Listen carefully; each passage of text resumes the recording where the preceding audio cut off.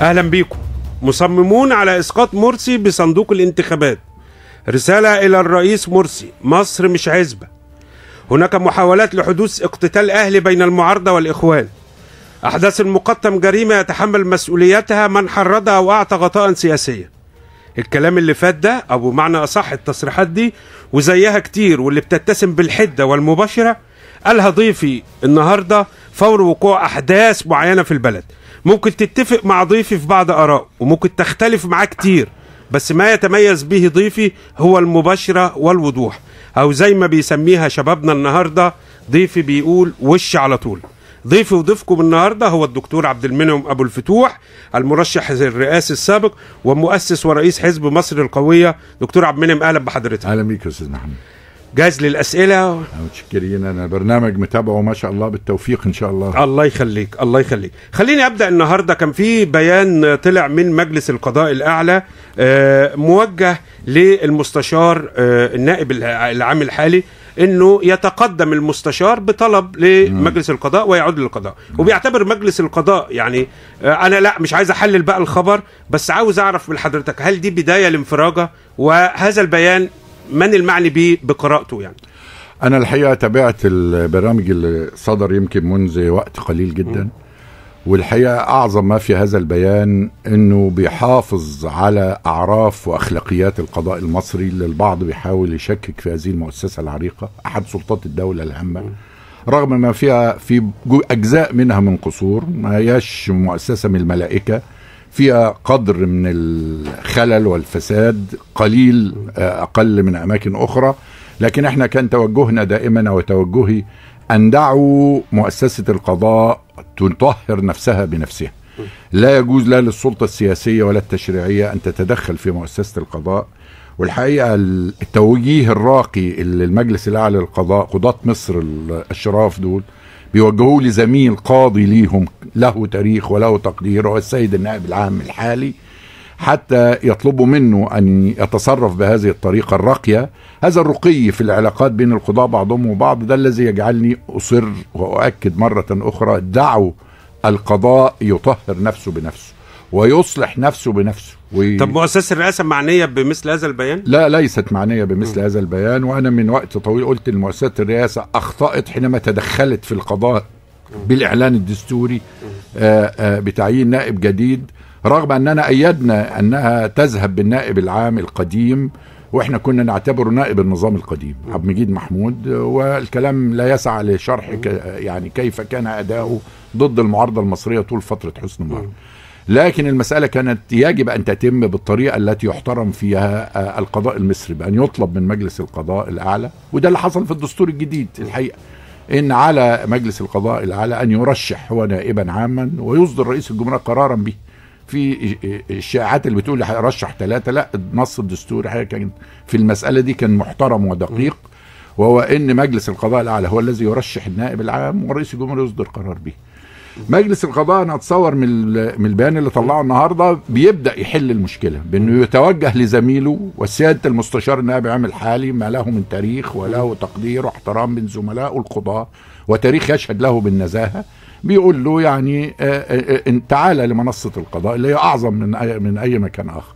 وحينئذ هو يصدر بقى مجلس القضاء الأعلى أو يقرر أو يختار النائب العام ويرسله رئيس الجمهورية ورئيس الجمهورية، سواء نفس النائب العام أو غيره. دي مسألة يعني شايف مش هيبقى في مشكلة لو المستشار طلع تقدم بهذا الطلب؟ أنا لا أستبعد أن يتجاوب السيد النائب العام مع طلب زملائه مجلس القضاء الأعلى، اللي هو احنا كلنا عندنا ثقة فيه وحرصه على المصلحة الوطنية وأداؤه الراقي والمتميز، تاريخه بيشهد بهذا. طب موقف المستشار عبد المجيد محمود يبقى ايه؟ ما لو المحكمة حكمت له انه حكم واجب النفاذ؟ لا، مسألة أنا مش هتدخل في المسألة القانونية، لكن لو القضاء بيقول كده هو بحكم نص الدستور الجديد إن هو انتهت مدته لأنه فوق السن القانونية، وبالتالي أنا أتصور إن عبد المجيد محمود السيد المستشار عبد المجيد محمود نفسه سيتصرف التصرف اللائق بقضاة مصر.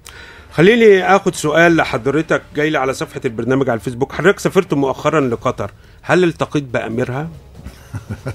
وكأن قطر نبدأ. لا كأن قطر دي يا أستاذ محمد هي الأمير، وكأن قطر دي اللي يسافر لها. ما أنا عايزين نعرف حضرتك سافرت ليه. أنا دي كانت ندوة يعني ندوة مركز دراسات في قطر عاملها حول الأخلاق والسياسة، وأنا كان ليا بحث فيها. يوم واحد عديته وعدت ولم ألتقي إلا بالجالية المصرية. وقابلت الدكتور يوسف القرضاوي. طبعا الدكتور يوسف القرضاوي يعني الاب الروحي ليك دكتور.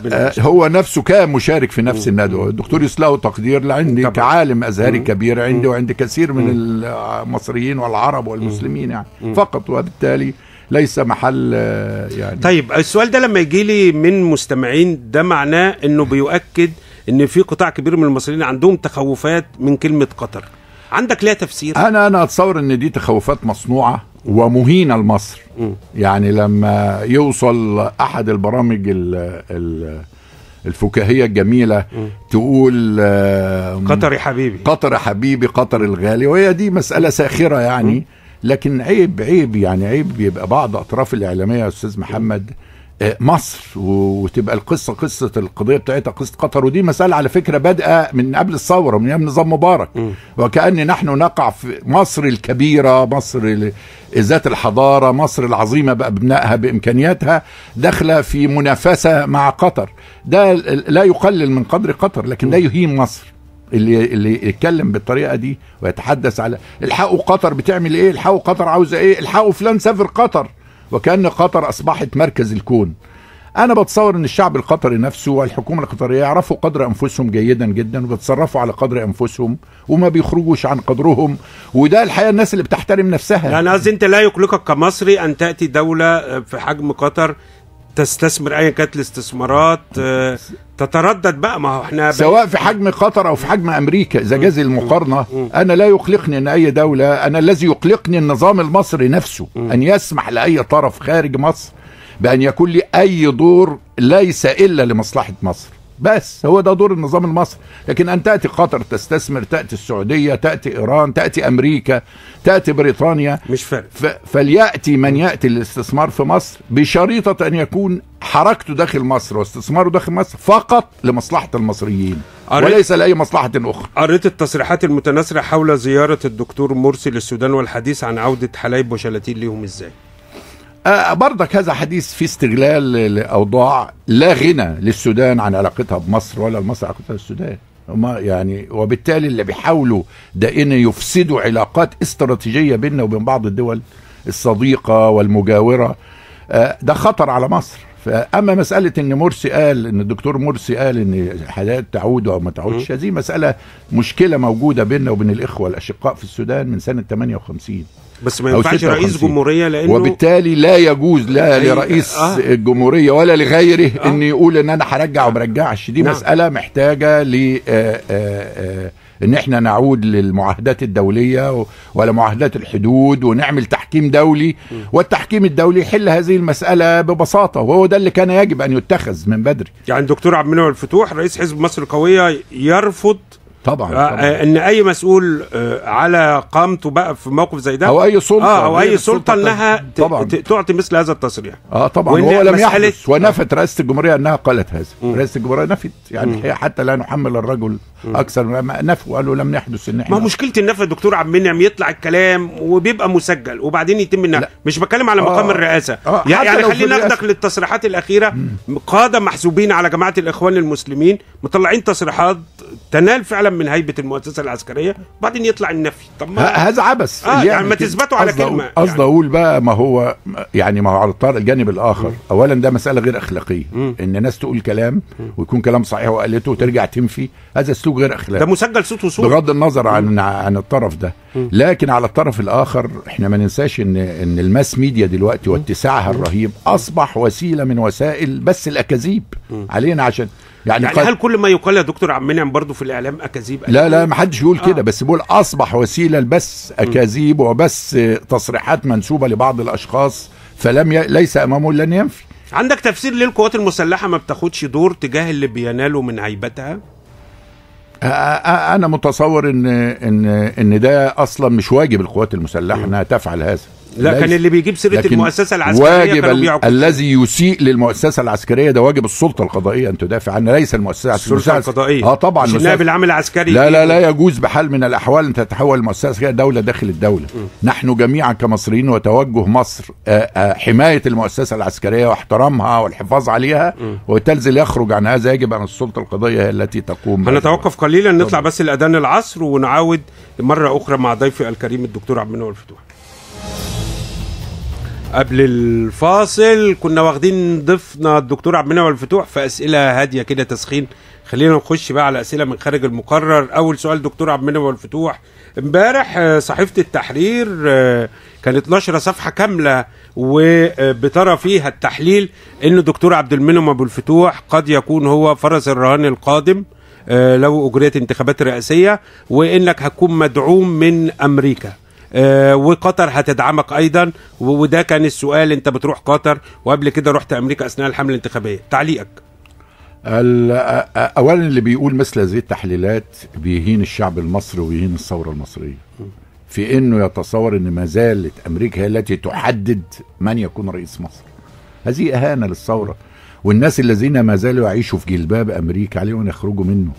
لن نسمح نحن كمصريين ولن نرضى أبدا، ولن يرضى ثوار مصر اللي صاروا وقدموا دمائهم ولا شعب مصر العظيم ده أن تظل مصر محكومة بأمريكا، وبالتالي هي التي تحدد أو تدعم من يأتي رئيسا أو من لا يأتي رئيسا. علينا أن نعلم أن رئيس مصر بعد ثورة يناير لن يحدده إلا إرادة الشعب المصري فقط، وده ما حدث في الانتخابات الرئاسية الأخيرة. يعني أنت ترى أن الدكتور مرسي رئيس مصر الآن هو اختيار شعبي 100%؟ طبعا لم تتدخل فيه أي قوة دولية؟ لم تتدخل، وإلا ده إهانة لإرادتنا كشعب، إهانة لانتخابات ديمقراطية. ما حدش قال إن هي العيب الوحيد كان في الانتخابات دي في تقديري أنا الشخصي، وأنا راجل خطة هذه الانتخابات، أنها كنت أتمنى أن يكون مرشح الثورة بعد الثورة حائز على 90% من وليس بهذا الشكل، لكن بهذا الشكل اللي نص ونص. ومع ذلك ده خيار ديمقراطي وخيار شعب مصر، احنا بنحترمه مع خلافنا عليه. حضرتك أعلنت مؤخرا خوض حزبكم للانتخابات البرلمانية حتى تعوض غياب جبهة المعارضة، وبعد تصريحك بأيام تراجعتم عن فكرة خوض الانتخابات البرلمانية ودعوتم في جامعة بني سويف لانتخابات رئاسية مبكرة. لا احنا لم نعود على هذا لا علاقة له بالانتخابات الرئاسية ولا علاقة برلمانية. ما زلنا اولا احنا نرفض مقاطعة الانتخابات البرلمانية. نحن لم ندعو للدخول الانتخابات البرلمانية عشان نعوض غياب من هذا. احنا ليس بديل ولا نحن الاستبن بتاع اي طرف اخر. احنا حزب معارض موجود بشكل كبير، ورغم ان احنا ندرك قدرنا كويس قوي، لكن احنا قلنا ان المقاطعة خطر على الوطن، لان ده يعني ان يستقل حزب الاخوان المسلمين او حزب الحرية والعدالة بمعنى ادق، يستقل بالصوت برئاسة الجمهورية وبالبرلمان وبالحكومة، واذا استقل اي فصيل ايا كان ده او غيره بكل هذه السلطات فهذا خطر على الوطن في مرحلة انتقالية.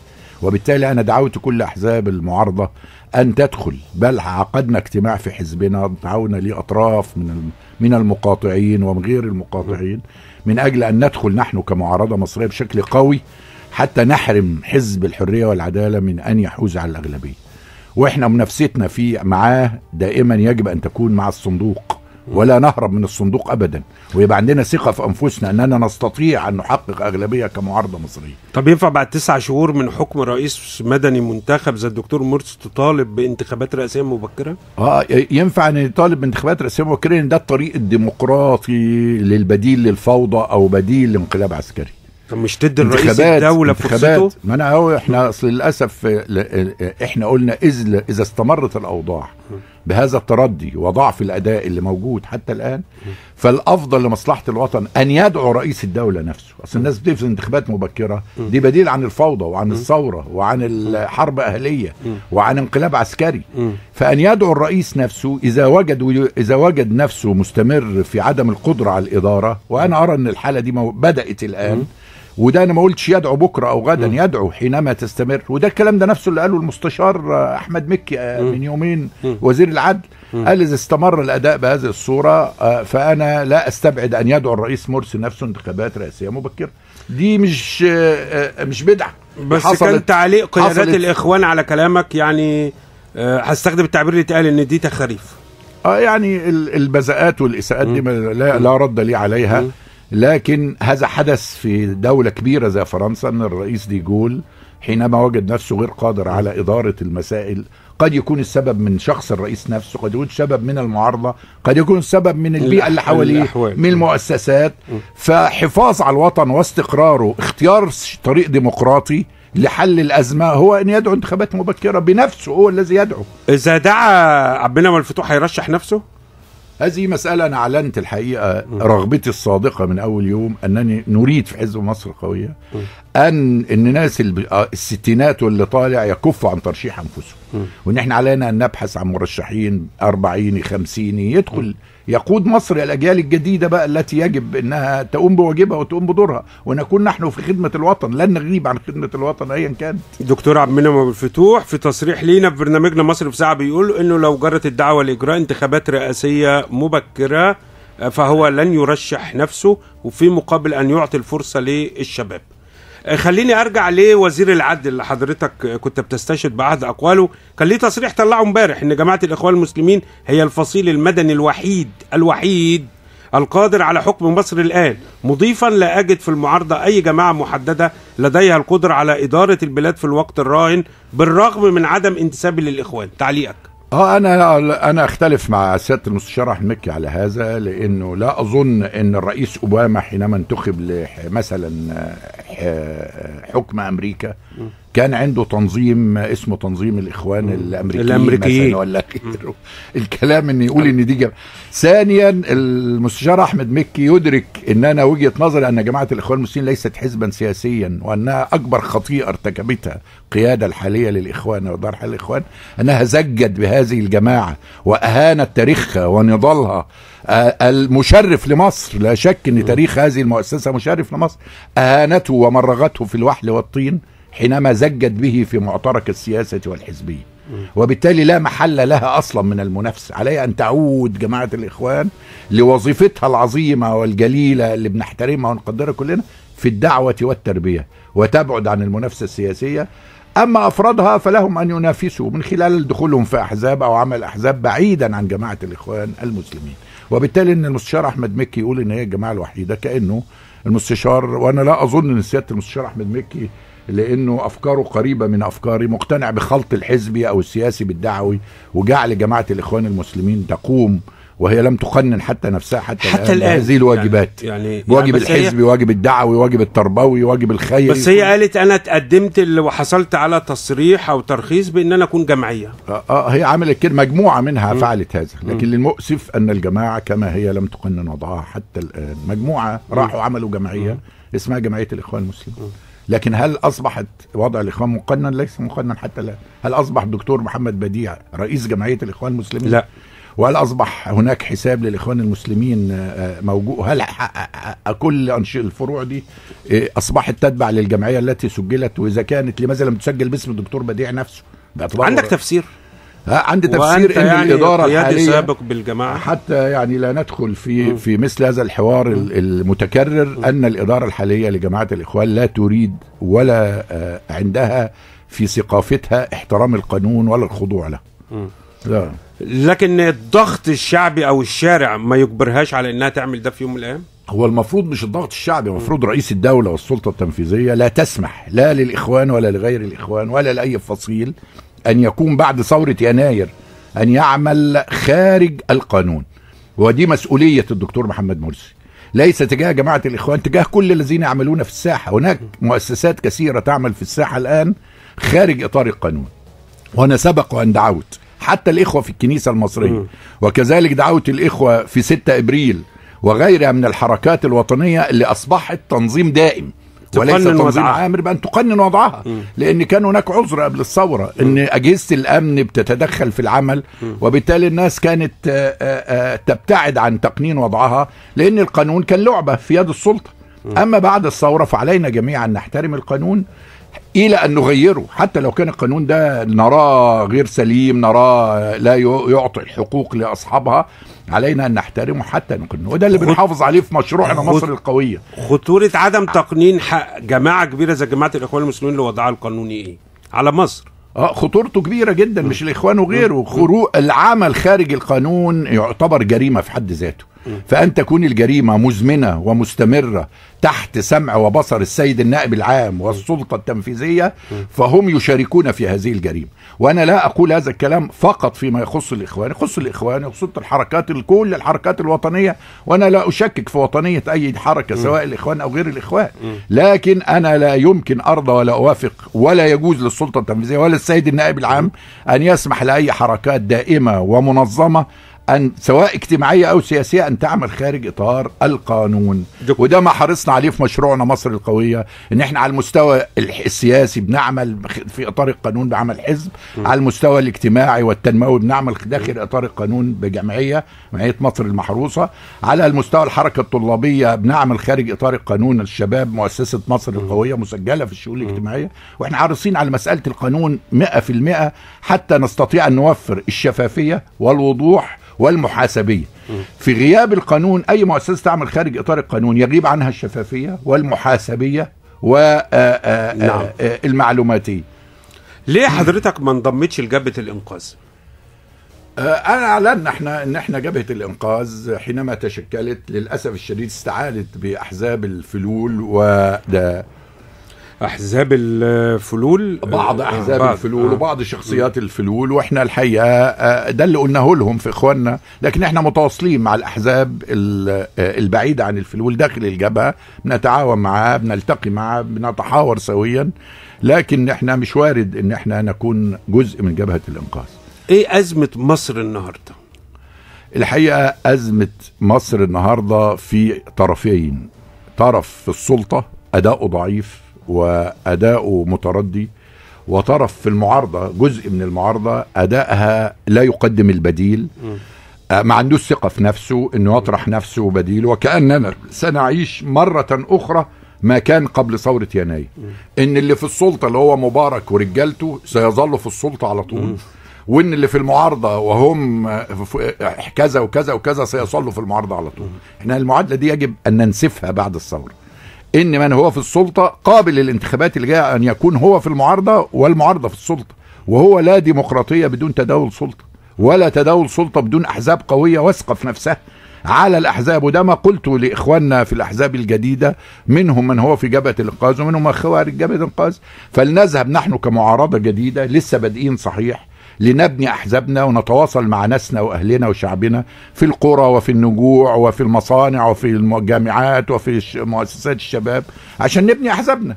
قد نأخذ من هو في السلطة هذه المرة 30%، المرة اللي بعدها نأخذ 40، نأخذ 50، نأخذ 60. هذا هو نبني ديمقراطيتنا بأيدينا، لكن نظل نزعق في الميادين ونظل نزعق في الإعلام ونترك من هو في السلطة، هذا خطر على الوطن.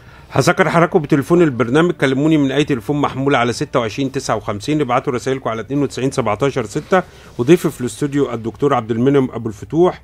وعاوز اخد منك، لو انت مكان الرئيس مرسي النهارده وشايف الوضع على الحال ده كنت عملت ايه؟ انا الحقيقه ما زلت عندي امل ان الدكتور مرسي يستطيع ان يتدارك الوضع اللي احنا داخل المتردي اللي بيزداد يوم بعد يوم. وإذا كان هناك نصيحة بقولها للدكتور مرسي، وأنا قلتها له في اللقاء اللي التقيت به فيه تاني، إن هو كان عنده فرصة وما زال يستطيع أن يستعيد هذه الفرصة، فأن يكون رئيسا لكل المصريين وليس رئيسا لجماعة الإخوان المسلمين، أن يقوم بتشكيل حكومة جديدة بدلا من هذه الحكومة الضعيفة الغير قادرة على حل مشاكل الناس والغير قادرة على العمل، باختيار حكومة وطنية مش توافقية، حكومة وطنية من كفاءات الدولة اللي موجودين وهم كثيرين جدا جدا، وعلى رأسها شخصية قوية تستطيع أن تدير الوضع جيدا. هذا يعني يؤدي إلى حل جزء كبير من الأزمة.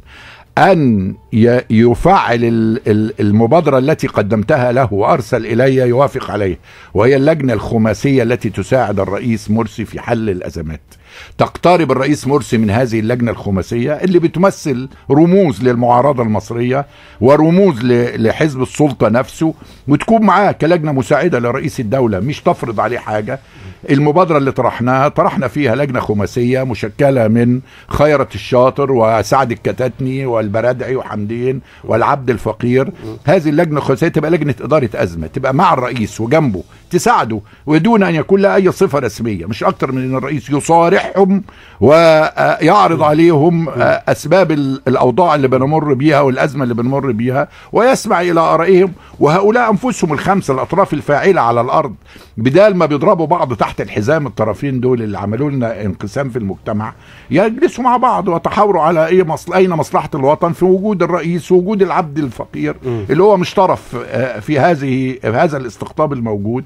احنا بننادي الرئيس مرسي بتفعيل هذه المبادرة لانها كانت موجهة ليه هو مرة اخرى، ونتصور ان بجانب حل الحكومة ما يجد من ازمات نستطيع هذه اللجنة ان تساعد الرئيس مرسي في حلها بشكل جيد وشكل يرضي كل الاطراف. حضرتك تابعت الاحداث اللي حصلت في مصر امبارح والنهارده، الاحداث اكثر سخونة، واصلة دلوقتي لحد ميدان العباسية وفي يعني كر وفر كبير. السبب برضو الازمة ايه ومين اللي هيحلها؟ هل مؤسسة الرئاسة المعنية؟ هل الأحزاب الرئيسية زي بما فيهم حزب حضرتك وجبهة الإنقاذ؟ الدنيا يعني بايظة من امبارح. التعبير اللي حصل امبارح من بعض الأحزاب اللي شاركت وبعض الشباب وحركة 6 إبريل كان هدفها الضغط على الرئيس من أجل أن يتجاوب مع مطالب الثورة. أنا طلبت من كل المشاركين في هذه الأحداث أن يعبروا عن أنفسهم بشكل سلمي، وأنا أتصور اليوم امبارح إجمالا كان أداؤه السلمي جيد جدا، فلم يحدث فيه يعني أي قدر من الاستخدام مولوتوف أو عدوان أو إلى آخره. الشباب ده لابد من ان احنا نسمع رأيه، نسمع افكار، نسمع طلبات، وهي طلبات كلها طلبات للثوره. بس كان في ضرب نار امبارح بالليل امام دار القضاء العالي ده بقى الطرف الثاني اللي انا بوجه له دايما المظاهرات. دور الشرطه هنا ان تمكن المصريين من يعبروا عن انفسهم بشكل سلمي، لان الطرف الثالث اللي بيقولوا عليه دايما او تنظيم البلطجيه القديم او اي طرف له مصلحه في تشويه ثوره وتشويه طلبات الشباب واداء الشعب المصري في التعبير عن نفسه يتدخل لإفساد هذا بأن يبقى. بس ممكن تلوم الشرطة وهي في ظروفها الصعبة دي اللي بتمر بيها؟ ما في يعني. أنا لا أنا ألوم الشرطة جدا جدا، هذه ليست ظروف. علينا أن نصور، وده خطر على الوطن، أن نصور أن حركات الاحتجاجية اللي بتتم في مصر هذه حركات يعني تؤدي إلى توقف الإنتاج وإلى آخره. أنا ما زلت أنظر لهذه الحركات الاحتجاجية، وده حق الناس في الاحتجاج أنها بتقوم بتعبير عن نفسها بشكل ديمقراطي، لكن لا تؤدي لوقف الانتاج. أحداث العباسية عايز بس أشير لحضرتك لأنها حاصلة دلوقتي بعد تشييع جسامين ضحايا فتنة الخصوص. دي مسألة يعني مرتبطة بهذه الفتنة الطائفية اللي الحقيقة اللي احنا وجهنا وطلبنا واعضاء حزبنا نزلوا في المكان طلبوا ان احنا الاحتقان الطائفي اللي ورثناه من نظام مبارك محتاج معالجة حقيقية على الارض. الدولة لها دور في معالجة هذا الاحتقان الطائفي، المؤسسة الدينية الكنسية او المسيحية لها دور في معالجة، المؤسسة الدينية الرسمية او المؤسسات الشعبية لها دور في المعالجة.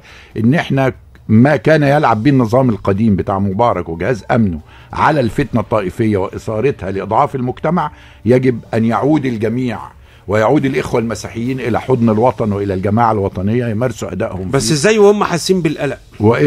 وألا يتجاوبوا الإخوة المسيحيين مع كل المحاولات اللي بتحاول تقول لهم أنتم في خطر، أنتم في خطر. الإخوان وصلوا للسلطة بدأوا هربوا يعني. هم أبناء هذا الوطن وهم جزء عزيز علينا في هذا الوطن، وهم مش عايشين ضيوف على مصر، هم جزء أصيل من مصر. عليهم أن يتصدوا لأي محاولة لإعادتهم مرة أخرى إلى الكنيسة. الكنيسة بالنسبة لهم هي مرجعية روحية ليست مرجعية سياسية. هم أداء المسيحيين اتغير بعد الثورة، صحيح. وبدأت التظاهرات بتاعتهم كانت بقت أمام مسبيرو بعيدا عن الكنيسة. سواء أمام مسبيرو أو سواء مع الجماعة الوطنية، وهذا ما يعني نؤكد عليه وبالتالي علينا ان احنا لا نتجاوب مع محاولات الاستبداد. انا باقي لي دقيقه واحده بس، عايز تعليقات سريعه. العفو عن مبارك تؤيد ولا ترفض؟ لا يمكن شخص خرب الوطن هذا التخريب، لا القضاء يمكن له ان يفعل هذا، ولا رئيس الدولة الذي يملك العفو يفعل هذا. ميليشيات الإخوان موجودة ولا مش موجودة؟ لا يوجد ميليشيات للإخوان. الإخوان يعني حتى أنا يعني أدرك إن هم ليس في برنامجهم عمل ميليشيات ولا عمل تنظيمات. يعني ما عندهمش ميليشيات؟ امال اللي كان حاصل أيام جامعة الأزهر هذا ليست ميليشيات، كان طابور رياضي. وأنا أتصور الاحتكاكات اللي بتحصل دلوقتي حتى لو استخدم فيها العنف، هذا عنف مرفوض سواء من الأطراف وهي الإخوان إذا اعتدي عليهم كما حدث في المعركة. يعني الإخوان ما عندهمش ميليشيات مسلحة؟ لا ليس هذا الحقيقة تزايد. ولو إن هذا موجود عندهم لكنت أول المستنكرين له. أوباما زار المنطقة وما عداش على مصر. والله ده كان شيء جيد إن ما يعديش على مصر. بس جرى تفسيره مصر خلاص يعني تراجع دورها فإنها مش موجودة على القناة. لا ليس هذا استمرار لربط قيمة مصر بأمريكا. كأن أمريكا هي بوابة التقدم المصري، كأن أمريكا هي التي تعطي قدر وقيمة لمصر وللنظام المصري. يجب أن نكف عن هذه النغمة السيئة. إذا أراد أوباما أن يزور مصر أهلا وسهلا به، إذ لم يزور مصر فلا يوجد عندنا أزمة في أن لا يزورنا. فليس أوباما هو النبي حتى نقف نتشوق لزيارته لمصر. متفائل دكتور عبد المنعم؟ جدا، أنا متفائل بمصر وبشباب مصر وبالثورة المصرية، وليعلم الجميع أن ما نمر به الآن مخاض للديمقراطية والحرية. هندفع ثمنه لكن نريد أن نقلل هذا الثمن حتى يكون بأقل قدر ممكن من الخسائر. لكن سنحقق أهداف الثورة رضي من هو في السلطة أو لم يرضى، رضي أعداء هذا الوطن أو لم يرضوا، سيتحقق إن شاء الله. دكتور عبد المنعم الفتوح، كنت ضيفا كريما معنا ونتمنى أن تتواصل معنا أكثر من ذلك. أهلا بك يا